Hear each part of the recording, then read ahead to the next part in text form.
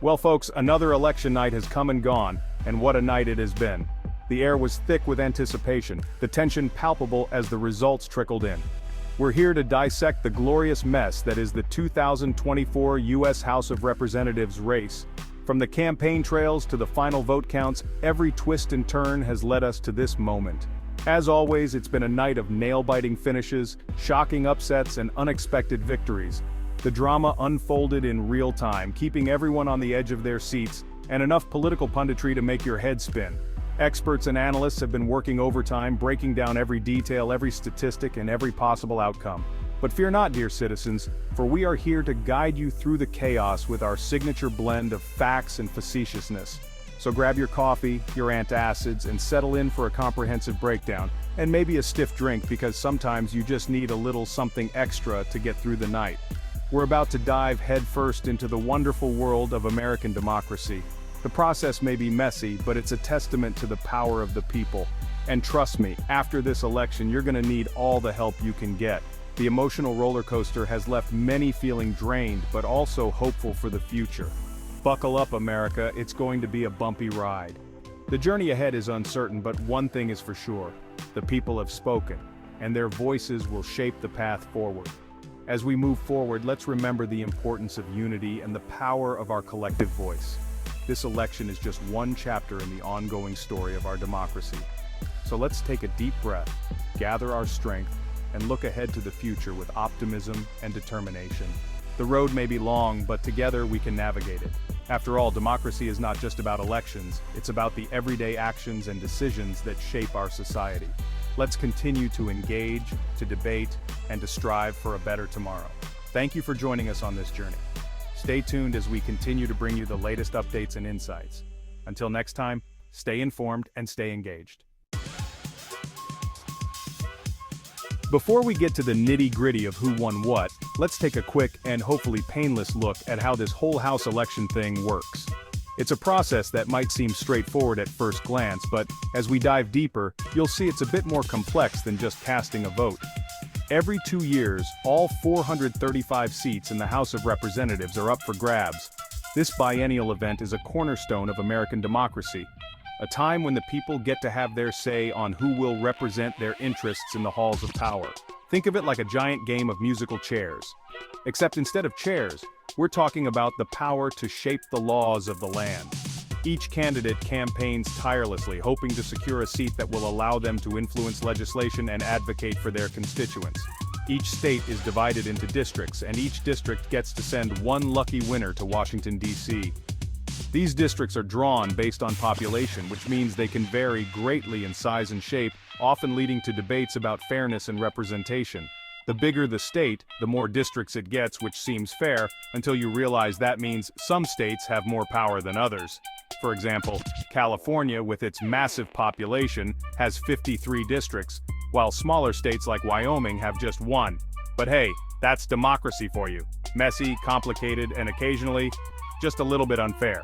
The system isn't perfect, but it's designed to give everyone a voice, even if that voice sometimes gets drowned out by the noise of larger states. Now let's talk about voting systems. The way we cast our votes can vary significantly from state to state, adding another layer of complexity to the process.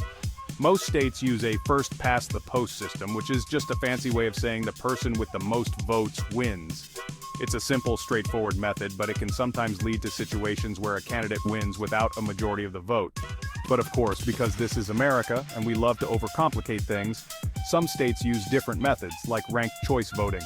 In this system, voters rank candidates in order of preference, which can lead to more nuanced outcomes and potentially more representative results. It's enough to make your head spin, but hey, at least it keeps things interesting, right? The variety of voting systems reflects the diversity of thought and opinion in the country, ensuring that different voices and perspectives have a chance to be heard. So, while it might seem chaotic, it's all part of the grand experiment that is American democracy. The million-dollar question. Well, as of right now, the answer is, it's complicated.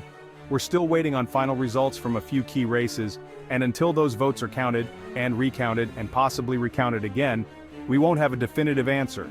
The process is meticulous, involving multiple layers of verification to ensure every vote is accurately counted. This can take time, especially in closely contested areas where every single vote could tip the balance. But that wouldn't be any fun, would it? So, let's dive into the current state of play. Right now, the political landscape is a patchwork of red and blue, with both parties claiming victories in various regions. The air is thick with anticipation as candidates and their supporters await the final tallies. The Democrats are hoping to hold on to their majority in the House, but it's a tight race. They've been campaigning hard, focusing on key issues like healthcare, climate change, and social justice. Their rallies are filled with passionate supporters who believe in their vision for the future.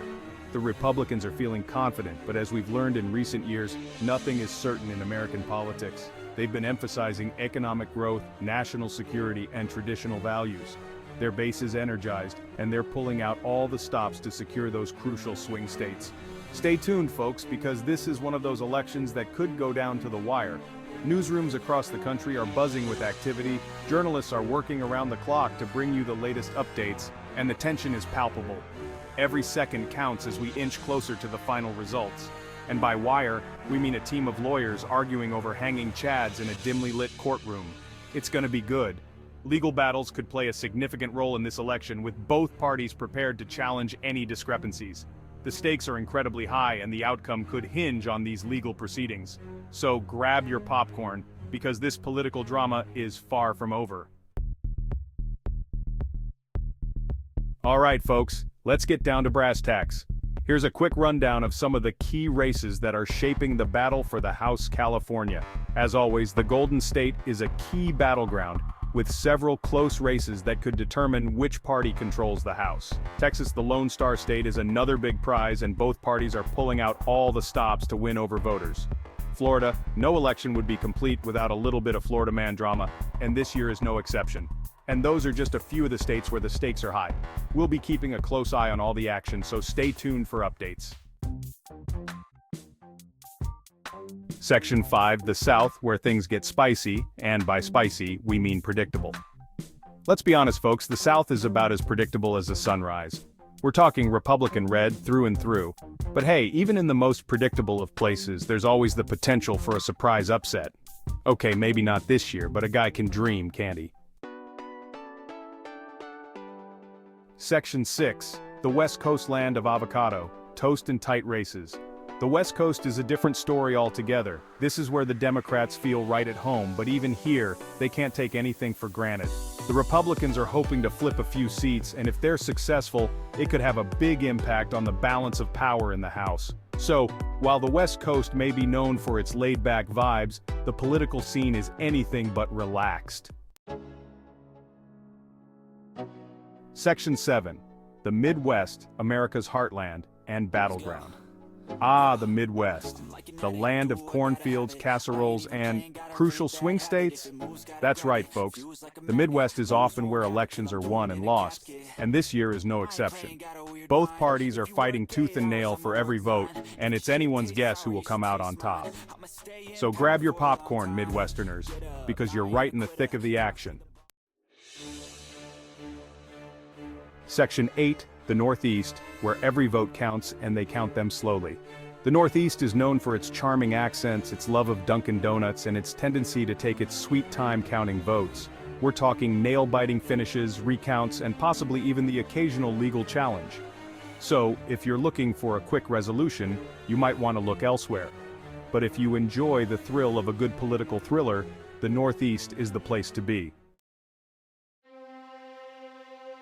Section 9, and the award for most dramatic race goes to. It's still too early to say for sure, but there are a few races that are shaping up to be real nail-biters. We're talking down-to-the-wire finishes, recounts, and possibly even the occasional legal challenge. So stay tuned, folks, because the drama is just getting started. Section 10. What does this all mean, besides the fact that we need a nap? The outcome of the House elections will have a major impact on the Biden administration's ability to govern. If the Democrats lose their majority, it will be much harder for them to pass their legislative agenda. On the other hand, if they manage to hold on, it will be seen as a major victory for President Biden. So, yeah, the stakes are pretty high. Section 11, stay tuned, folks, because this show ain't over yet. Well, there you have it, folks. a whirlwind tour of the 2024 House elections. It's been a wild ride, and it's not over yet. We'll be back with more updates as the results come in, so stay tuned. And in the meantime, try to get some sleep. You're gonna need it.